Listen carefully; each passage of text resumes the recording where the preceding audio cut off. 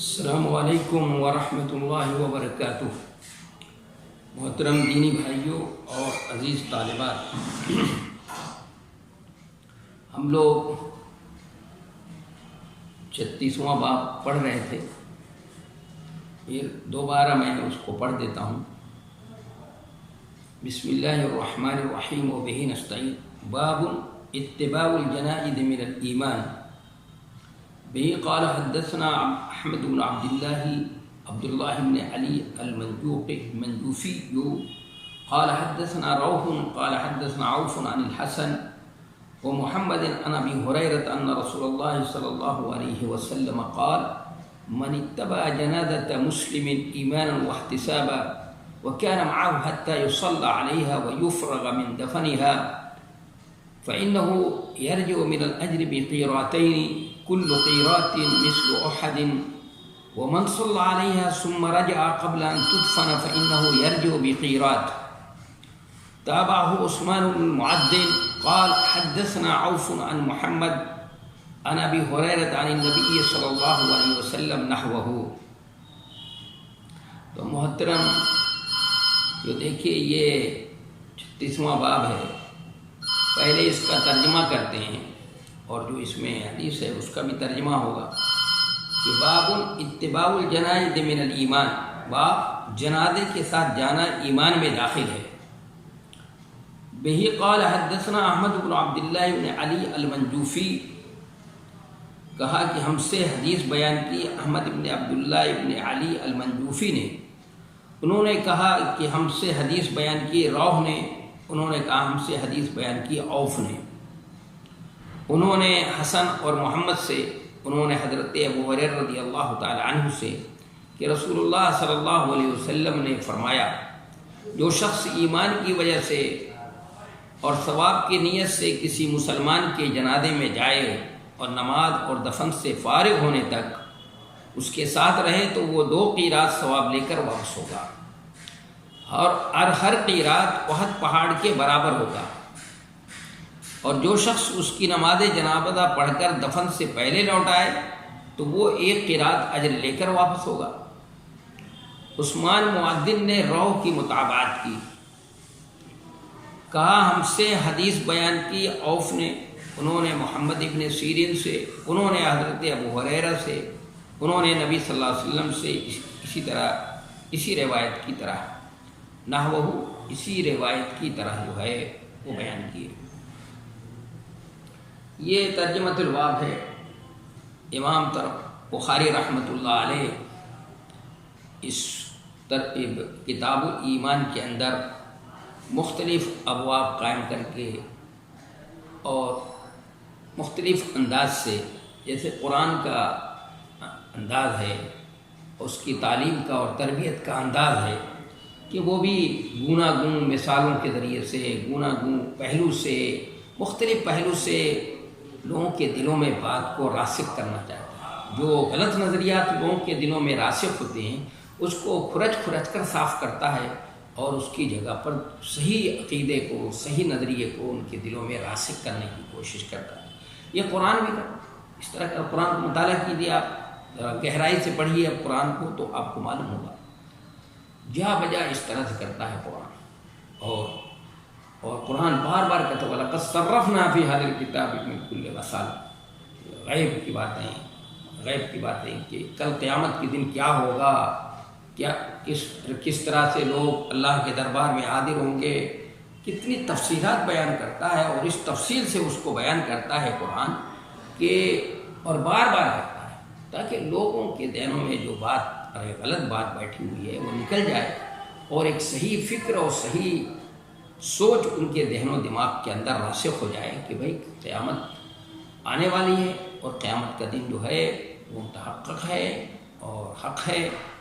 اور ایک دن ہم سب اللہ کے دربار میں ہوں گے، اور ہمارا کچا چٹھا ہمارے سامنے ہوگا، اور کہا جائے اقرأ کتابک کفیٰ بنفسک الیوم علیک حسیبا، پڑھ لو اپنی کتاب زندگی، خود ہی فیصلہ کرو۔ تو قرآن کا جو انداز ہے اسی طرح امام بخاری رحمۃ اللہ علیہ، دیکھیں آپ کے کتاب الایمان کے اندر بھی وہ چونکہ اس زمانے میں جس زمانے کے وہ ہیں، اس زمانے میں جو لوگوں کے نظریات تھے، غلط افکار اور خیالات اور غلط عقیدے تھے، اس کی تردید تو انہوں نے بھی مختلف پہلو سے،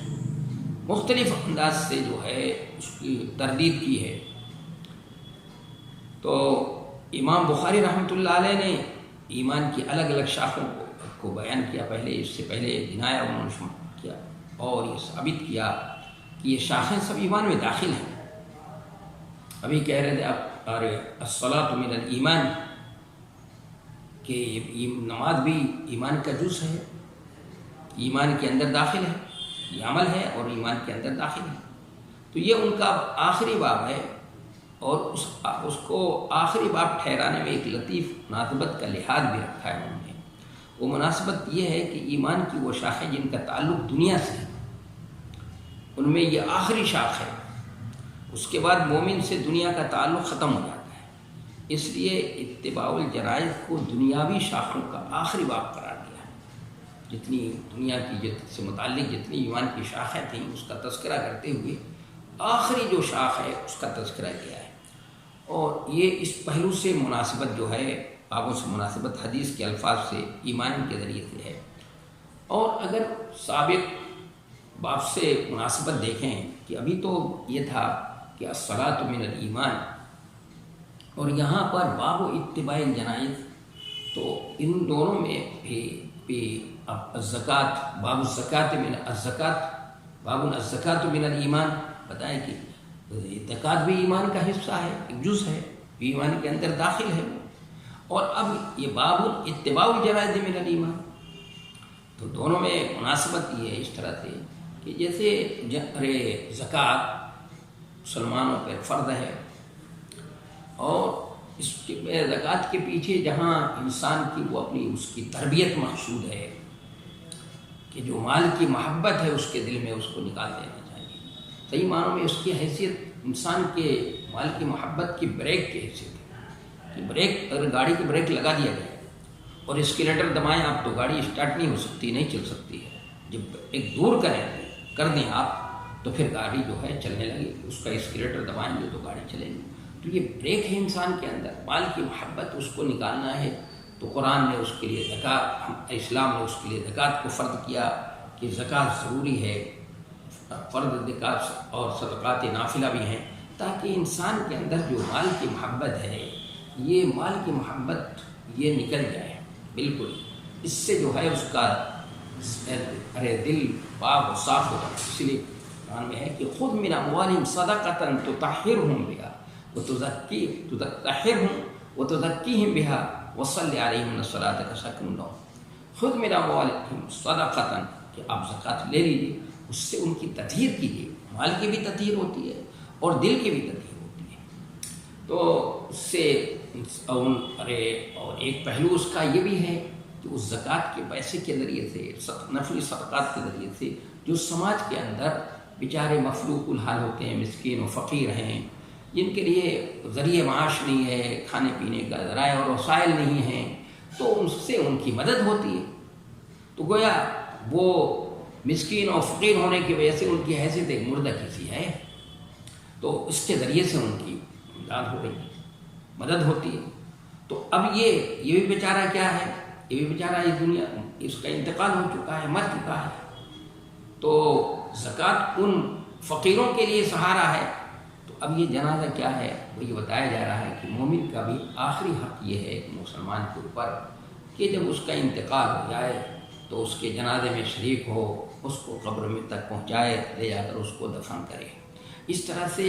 مناسبت اگر ڈھونڈی جائے تو اس طرح سے میرے اس باب میں مناسبت ہے اس کو آخر میں بیان کرنے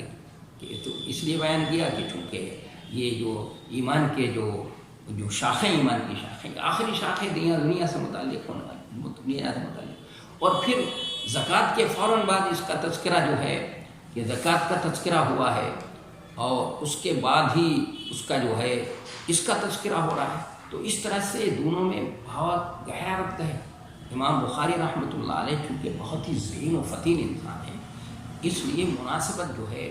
بابوں کے ساتھ ایک مناسبت کے ساتھ چلتی ہے۔ اور پھر میں نے کہا تو اس پہلو سے بھی سوچ لیجیے کہ چونکہ ایمان کی شاخوں میں سب سے آخری شاخ ہے اس لیے اس کو آخر میں لے آئے. اور زکوٰۃ کے بعد کیوں لائے؟ تو اس کی مناسبت میں نے بتائی کہ اس لیے ہے کہ زکوٰۃ کے بعد زکوٰۃ کے ذریعے سے سماج کے جو کمزور لوگ ہوتے ہیں، جن کی حیثیت کمزور کی ہوتی ہے، مفلوق الحال ہیں، جو نان شبینہ کے محتاج ہیں، فقیر ہیں، ان کی مدد ہوتی ہے اس کے ذریعے سے. تو اس کے ذریعے سے ان کو زندگی ملتی ہے، ان کی حیثیت بے سہارا کی ہے تو ان کو زندگی ملتی ہے. تو ابھی وہ بیچارہ اس دنیا سے جا رہا ہے، مر چکا ہے، تو اب یہ بھی ایک مسلمان کے سہارے کا محتاج ہے، مسلمان کی ایک مدد کا اور اس کے تعاون کا محتاج ہے کہ وہ اس کو وہاں تک پہنچایا جائے. اس لیے اس کا تعلق یہ قیام کیا ہے. تو یہ مناسبت ہے اور مقصد امام بخاری رحمۃ اللہ علیہ کا وعدہ ہے کہ یہاں پر ان لوگوں کی وہ تردید کرنا چاہتے ہیں جو مرجئہ ہیں، جو یہ کہتے ہیں کہ ایمان جو ہے صرف نام ہے کسی کا تصدیق کا، یا ایمان بسیط ہے، مرکب نہیں ہے، عمل اس کے اندر اس کا جز نہیں ہے، اور ایمان میں کمی اور زیادتی نہیں ہوتی ہے. تو امام بخاری رحمۃ اللہ علیہ نے اس چیز کو مختلف پہلو سے اور مختلف علم سے مختلف انداز میں اس کو سمجھایا ہے اور دنوں میں ہمارے ناسخ کرنے کی کوشش کی. اب ہمارے سامنے حدیث ہے، جس حدیث کے راوی حضرت ابو ہریرہ رضی اللہ تعالیٰ عنہ ہیں. آپ جانتے ہیں کہ حضرت ابو ہریرہ یہ جانتی ہیں کہ حضرت ابو ہریرہ رضی اللہ تعالیٰ عنہ ایک مشہور محدث ہیں. وہ کہ ان کے نام کے بارے میں اختلاف ہے، بتا چکا ہوں پہلے، یہ بات آ چکی ہے، لیکن اور ان کی شخصیت کو بہت سے مستشرقین نے مجروح قرار دینے کی کوشش بھی کی ہے، لیکن ان کی یہ سب باتیں اسلام دشمنی کی وجہ سے. معلوم ہے کہ حضرت ابو ہریرہ رضی اللہ تعالیٰ عنہ مشہور صحابی ہیں، اصحاب صفہ سے ان کا تعلق ہے. غزوہ خیبر کے موقع پر اسلام لے آئے اور یمن سے تشریف لے آئے تھے، اور ان کا مشہور واقعہ ہے، اس لیے مشہور ہے. اس لیے بات سب کے بعد، اور یہ بھی کہ وہ حدیثیں یاد کرنے کے لیے اپنے آپ کو انہوں نے وقف کر دیا تھا، اور پھر نبی علیہ الصلوۃ والسلام کی دعاؤں کی برکت سے وہ جو بھی حدیث یاد کرتے تھے تو پھر وہ ان کے ذہن میں محفوظ ہو جاتی تھی، پھر ان کے ذہن سے دماغ سے نہیں نکلتی تھی. ان کا حافظہ اللہ نے اس لیے مضبوط کر دیا تھا. اور کچھ حدیث کے سلسلے میں بات بھی ایسی ہے کہ جو لوگ حدیث سے شرف رکھتے ہیں اور حدیث کو پڑھتے ہیں، پڑھاتے ہیں، اللہ تبارک و تعالیٰ کچھ قدرتی طور پر ایسے لوگوں کے ذہن کو تیز کر دیتا ہے اور ان کے قوت حافظہ کو مضبوط کر دیتا ہے. ان کا حافظہ بڑا مضبوط ہوتا ہے. آپ پڑھیے محدثین کی زندگیوں کو پڑھیے، آپ کو ان کو پڑھنے سے اندازہ ہوگا. پھر ان کے چہروں پر، محدثین کے چہروں پر جو تر و تازگی ہوتی ہے، کیونکہ نبی علیہ الصلوۃ والسلام نے بشارت دی ہے ایسے لوگوں کو کہ جو لوگ نبی علیہ الصلوۃ والسلام کی حدیثوں کو اسی طرح سے بیان کرتے ہیں جس طرح سے نبی صلی اللہ علیہ وسلم نے بیان کیا ہے، تو اللہ کے رسول صلی اللہ علیہ وسلم نے فرمایا کہ اللہ تعالیٰ اس شخص کے چہرے کو تر و تازہ رکھے. اس شخص کے چہرے کو تر و تازہ رکھتا ہے اللہ تبارک. اس لیے محدثین کے چہروں پہ جو رمق ہوتی ہے، جو چمک ہوتی ہے، ایمان کی روشنی ہوتی ہے، دوسروں کے اوپر نہیں ہوتی. تو حضرت ابو ہریرہ رضی اللہ عنہ سے روایت ہے، کیا فرمایا کہ من اتبع جنازۃ مسلم ایمانا واحتسابا، کہ جو شخص جو ہے ایمان کی وجہ سے اور ثواب کی نیت سے کسی مسلمان کے جنازے میں جائے. دیکھیے یہاں پر دو شرطیں لگائی ہیں، ایمان اور احتساب کی یہاں بھی شرط ہے. اس سے پہلے بھی بہت سے اعمال کا تذکرہ تھا. ابھی شب قدر میں قیام اللیل کا تذکرہ تھا تو وہاں پر ایمان اور احتساباً کی بات تھی. روزہ رکھنے کا تذکرہ ہے تو وہاں پر بھی ایمان، یعنی جہاں پر جو کام مشکل ہوتا ہے اور مشکل ترین ہوتا ہے، اس لیے کہ راتوں کو جاگنا کوئی آسان کام نہیں ہے. پوری رات جگنا، بیدار رہنا کوئی آسان کام نہیں ہے. انسان کی خواہش ہے، وہ آرام کرنا چاہتا ہے، آرام اس کی اس میں فطرت میں داخل ہے، اور رات کی نیند تو ضرور رات میں سونا چاہتا ہے، آرام کرنا چاہتا ہے. تو لیکن اس کے اندر ایمان ہو اور احتساب کے ساتھ اگر وہ قیام اللیل کرے گا تو اللہ تعالیٰ اس کے اگلے گناہ کو، پچھلے گناہ کو اللہ تعالیٰ معاف کر دے گا. یہ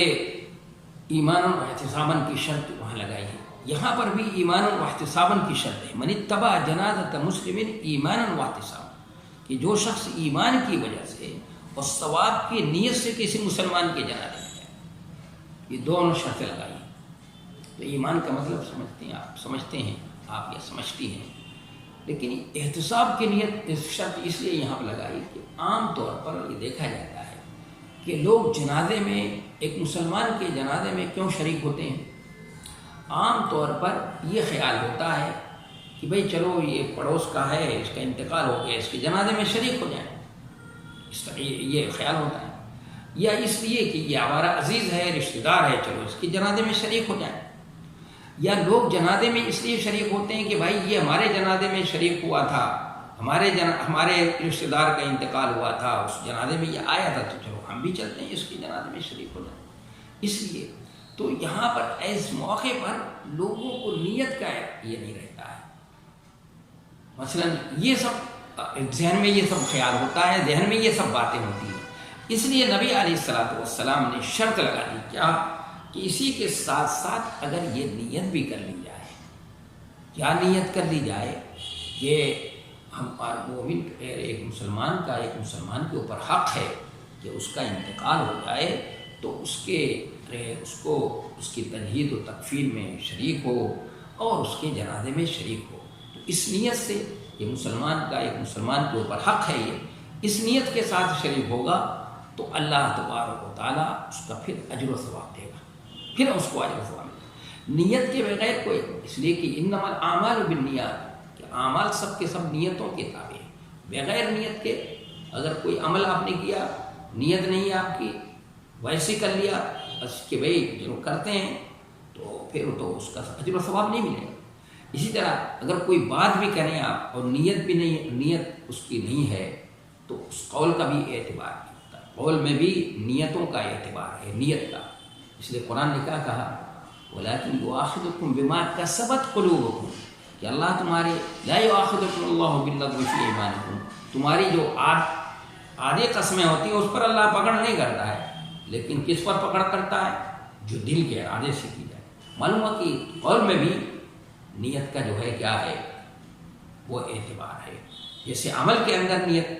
عمل نیتوں کے ساتھ ساتھ چلتا ہے، یہ تابع ہوتا ہے، جتنی بھی نیت کر لی جائے اتنا اجر و ثواب ہے، اسی طرح قول کا بھی معاملہ جو ہے یہی ہے کہ وہ بھی نیتوں کے تابع ہوتا ہے، نیتوں کے ساتھ ساتھ چلتا ہے۔ تو اس لیے یہاں پر جو ہے وہ نیت کی شرط لگائی ہے کہ نیت کے ساتھ کہ مسلمان کے جنازے میں جائے، اور کوئی جو شخص ایمان کی وجہ سے اور ثواب کی نیت سے کسی مسلمان کے جنازے میں جائے اور کیا کرے، وَكَانَ مَعَهُ حَتَّى يُصَلَّى عَلَيْهَا میں مذکر کی ضمیر استعمال کی ہے، جنازۃ مسلمین میں مسلم کی طرف ضمیر لوٹ رہی ہے، کان معه کی طرف لوٹ رہی ہے، ان نسخوں میں معاہا آیا ہے، تو اگر آپ معاہا دیکھیں تو اس صورت میں جنازے کی طرف لوٹے گی ضمیر بس۔ اور یہ ہے کہ حتیٰ یصلی علیہا، اس کو معروف اور مجہول دونوں طرح سے پڑھ سکتے ہیں۔ معروف پڑھیں گے تو مطلب یہ ہوگا کہ خود نماز جنازہ پڑھے گا تو اس کو مذکورہ ثواب ملے گا، اور مجہول پڑھیں گے تو مطلب یہ بیان کیا جا سکتا ہے کہ ساتھ رہے یہاں تک کہ نماز جنازہ پڑھ لی جائے تو اس کو مذکورہ ثواب مل جائے گا، خود پڑھا ہو یا نہ پڑھا ہو، لیکن یہ مراد نہیں ہے، یہ مراد نہیں ہے۔ ہاں اگر ایسا کوئی شخص ہے جو نماز جنازہ کی نیت رکھتا ہے لیکن کوئی مانع ہو گیا، پیش آ گیا اور نماز نہیں پڑھ سکا تو اس کو ثواب ملے گا، سمجھ لیں۔ تو یہ دیکھیے کیا کہا جا رہا ہے کہ نماز اور دفن سے فارغ ہونے تک اس کے ساتھ رہے تو وہ 2 قیراط ثواب ملے گا، اس کو کتنا ثواب ملے گا؟ اس کو 2 قیراط ثواب ملے گا۔ آیت میں جو ہے یہ بھی ہے کہ یفرغ من حتی ویفرغ من دفنها فإنه يرجع من الأجر بقیراطین۔ دیکھیے روایت میں فلدمہا ہے کہ معاہو کے بجائے ایک عثمان مؤذن کی بھی روایت آئے گی تو اس میں لدمہا کا بھی ہے، ویفرغ من دفنها کہ مطلب تدفن اور جگہ ہے، فإنه يرجع بقیراط کی جگہ پر فلہ قیراط ہے، دونوں میں فرق ہے، ابھی بتائیں گے اس کی، وہ بھی بات آئے گی۔ تو اس کو 2 قیرات ثواب ملے گا، اور ہر قیرات احد پہاڑ کے برابر ہے، ہر قیرات احد پہاڑ۔ اور جو شخص نماز شریف پڑھ کر کے واپس آ گیا دفن سے پہلے تو اس کو 1 قیرات ثواب ملے گا۔ یہ نبی علیہ الصلوۃ والسلام نے اس کا اجر و ثواب بتایا ہے، لیکن شرط یہ ہے کہ ایمان اور ثواب کی نیت سے شریک ہو۔ یہ نہیں اس طرح سے نہیں جیسے لوگ، میں نے بتا دیا کہ بھائی ہمارے پڑوس کا جنازہ ہے چلو شریک ہو جاتے ہیں، یا عزیز کا جنازہ ہے چلو شریک ہو جاتے ہیں، یا یہ ہمارے عزیزوں کے جنازے میں شریک ہوتا ہے چلو اس کے جنازے میں ہم بھی شریک ہو جاتے ہیں، ایسا نہیں، ثواب کی نیت سے۔ اس لیے میں نے کہا ثواب کی نیت یہاں پہ شرط لگائی، اس لیے کہ عام طور پر ایسا ہی لوگ کرتے ہیں، تو یہ اجر و ثواب اس کو ملے گا۔ اب یہاں پر امام بخاری رحمۃ اللہ علیہ نے فرمایا تابعہ عثمان المؤذن قال حدثنا عوف عن محمد عن ابی ہریرہ عن النبی صلی اللہ علیہ وسلم، یعنی تابعہ یعنی روح کی مطابعت، یہ دیکھ لیجیے اس میں ہے عن عوف حدثنا قال حدثنا روح قال حدثنا عوف عن الحسن و محمد عن ابی ہریرہ، تو تابعہ ہو کی ضمیر کا مرجع جو ہے روح کی مطابعت، عثمان مؤذن کر رہے ہیں، تو عثمان مؤذن جو ہے امام بخاری کے شیخ ہیں۔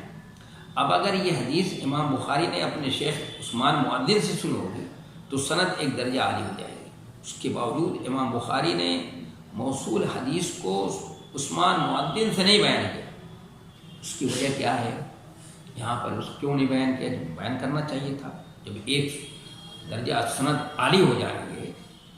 تو غالباً اس کی وجہ یہ ہے کہ روح عثمان مؤذن کے مقابلے میں زیادہ ثقہ ہے، زیادہ متقن ہے۔ اور امام بخاری رحمۃ اللہ علیہ نے نحوہ کا لفظ استعمال کیا، تو محدثین کے یہاں دیکھیے مسلم میں تو بہت زیادہ ہے، نحوہ اور مثلہ کا تذکرہ ہوتا ہے، ایسے موقع پر 2 لفظ استعمال ہوتے ہیں، یعنی محدثین استعمال کرتے ہیں، ایک نحو کا اور دوسرا مثلہ کا اب استعمال کرتے ہیں۔ تو جہاں الفاظ حدیث میں کوئی فرق نہ ہو تو وہاں پر نحوہ مثلا الفاظ میں کا فرق نہیں ہے، بالکل ہو بہو وہی الفاظ ہیں، تو وہاں پر مثلہ کہیں گے۔ اور اگر کچھ تھوڑا فرق ہے، جہاں ایک معنی ایک ہو لیکن الفاظ حدیث میں کوئی فرق ہو، تو وہاں نحوہ کا لفظ استعمال کرتے ہیں محدثین۔ یہاں دونوں سندوں کے متن میں کچھ فرق ہے، مثلا روح کی روایت میں کان معہو ہے، اور عثمان مؤذن کی روایت میں فلذمھا ہے، اور یفرغ من دفنھا کی جگہ پر تدفن ہے، اور فإنہ یرجع بقیرات کی جگہ فلہ قیرات، دیکھیے الفاظ بدلے ہوئے ہیں تھوڑا، تو اس لیے نحوہ کا لفظ استعمال کیا ہے امام بخاری رحمۃ اللہ علیہ۔ تو اب اس حدیث کا جو ہے ترجمۃ الباب سے بڑا گہرا ربط ہے، اور حدیث باب سے مناسبت حدیث کے الفاظ ایمان گویا جنازے میں شریک ہونا، یہ بھی کیا ہے، یہ بھی ایمان کا ایک جز ہے، ایمان کے اندر یہ داخل ہے، تو اس سے یہ بات ثابت ہو گئی کہ ایمان جو ہے مرکب ہے، بسیط نہیں ہے، اور نفس ایمان میں کمی اور زیادتی ہوتی ہے۔ تو یہ ہم نے ترجمۃ الباب پڑھا اور اس میں یہ حدیث پڑھی، تو اس سے کیا عملی زندگی میں ہم اس سے کیا فائدہ اٹھا سکتے ہیں؟ کہ عملی زندگی میں اس سے ہم یہ فائدہ اٹھا سکتے ہیں کہ ایک مومن کا ایک دوسرے مومن پر بہت سا ایک مومن کا دوسرے مومن کے اوپر جو ہیں بہت سے حقوق ہیں، ان حقوق کی تفصیلات جو ہیں جیسے آئیں گی، تو اس میں سے ایک حق یہ بھی ہے مومن کا کہ جب اس کا انتقال ہو جائے تو اس کے جنازے میں شریک ہو، اس کی تجہیز و تکفین میں شریک ہو، اور اس کی جو ہے اس کو دفنانے تک وہ شریک رہے۔ اگر دفنانے تک شریک رہتا ہے اور اس میں شریک رہتا ہے تو 2 قیرات ثواب ملے گا، نماز جنازہ بھی پڑھتا ہے اور دفن میں شریک ہوتا ہے تو 2 قیرات ثواب مل جائے گا، اور اگر صرف نماز پڑھ لی کسی وجہ سے یہ ہے تو کم سے کم 1 قیرات تو ملے گا۔ اس لیے یہ مومن کا ایک مومن کا دوسرے مومن کے اوپر حق ہے، اس کا حق ہے، اور حق سمجھ کر کے اس کو یہ کام کرنا چاہیے۔ اور اس سے ایک بات اور سمجھ میں آئی کہ ہم کو جو بھی کام کریں ہم تو اس کی نیت پہلے کر لیں، نیت صحیح ہوگی جو بھی کام، چونکہ کام کا مسئلہ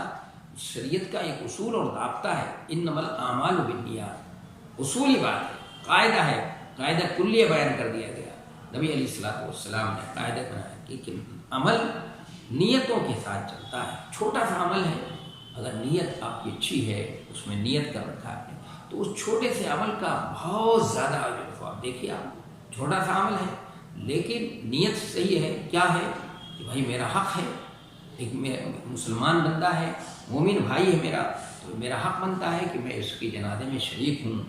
اور اس کی تجہیز و تکفین میں شریک ہوں، اس کی نماز جنازہ میں شریک ہوں اور اس کی تدفین میں بھی شریک ہو جاؤں۔ یہ نیت ہے اگر، تو اس کو اللہ تبارک و تعالیٰ یہ 2 قیرات، اور ہر قیرات بہت پہاڑ کے برابر، اتنا زیادہ اجر و ثواب اللہ تبارک و تعالیٰ نے رکھا ہے۔ تو یعنی ہم کو جو بھی کام ہم کریں تو کیا کرنا چاہیے، ہم کو اس کی نیت جو ہے کر لینی چاہیے، نیت صحیح ہے۔ تو آپ جیسے ہم کہیں جا رہے ہیں، کسی سے ملنے جا رہے ہیں، تو ہماری نیت یہ ہو کہ بھائی اس کی تیمارداری کرنے کے لیے جا رہے ہیں، اس کی مزاج پرسی کرنے کے لیے جا رہے ہیں، یہ نیت ہے تو اللہ تعالیٰ اس کو بھی اجر و ثواب دے۔ یعنی اگر کہیں ہم کسی سے ملنے جا رہے ہیں، کسی سے کوئی بات کرنے جا رہے ہیں، کہ نماز پڑھنے جا رہے ہیں، اس میں اگر 10 نیتیں کر لی جائیں تو 10 نیتوں کا اجر و ثواب۔ کوئی بات کہہ رہے ہیں تو ہماری نیت اس میں ہونی چاہیے، خیر کی نیت اگر کر لیں تو اس کا بھی اجر و ثواب ملے گا۔ تو یہ بہت بڑی بات اس سے جو ہے ہم کو سمجھ میں آتی ہے۔ تو اب اس کے آگے میں پڑھتا ہوں، آگے 27واں باب ہے کہ باب خوف المؤمن ان يحبط عمله وهو لا يشعر۔ بسم اللہ الرحمن الرحیم وبہ نستعین۔ باب خوف المؤمن ان يحبط عمله وهو لا يشعر۔ وقال ابراہیم ابن تیمی ما عرفت قولی علی عملی الا خشیت ان اکون مقدما او مقدما۔ تو آج وقت ہو چکا ہے، کل انشاءاللہ پھر اس کو پڑھوں گا شروع سے، اور وما توفیق الا باللہ، والسلام۔